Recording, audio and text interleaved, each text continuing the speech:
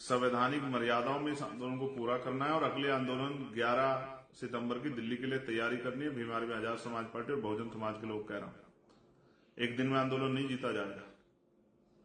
और अब हमारी मांग जो है मैंने आपको बता दी है। हमारी मांग सिर्फ ये नहीं है छोटी मोटी मांग, अब जो है हम बताएंगे किस तरह से अधिकारों की रक्षा होती है, किस तरह से संघर्ष किया जा सकता है। अब जो बैकलॉग है, जो 15% को 4-5% में टाल रखा था, एक एक नौकरी हम लोग पूरी कराएंगे, पूरा बैकलॉग भराएंगे, आरक्षण का कोटा पूरा कराएंगे। दूसरा, राज्यसभाओं में, विधान परिषद में SC ST OBC के लोगों को राजनीतिक आरक्षण मिले, राजनीतिक रिप्रेजेंटेशन मिले।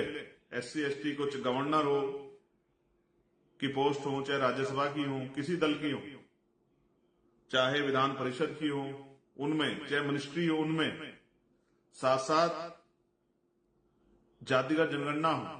जितना प्राइवेट सेक्टर है, प्राइवेट सेक्टर में जो है ना रिजर्वेशन की व्यवस्था SC ST OBC के लिए। अब हमारे जीवन का एक ही लक्ष्य है, इस देश में जिसकी इतनी संख्या बारी उसकी इतनी हिस्सेदारी के आधार पर, अंतिम व्यक्तित्व को भी उसकी संख्या के आधार पर हिस्सेदारी मिलनी चाहिए, धनदौलती राजपाट में हिस्सेदारी मिलनी चाहिए। वो हम लोग राजनीतिक शक्ति बनाकर भी लेंगे और वो हम लोग भाईचारा बनाकर भी लेंगे।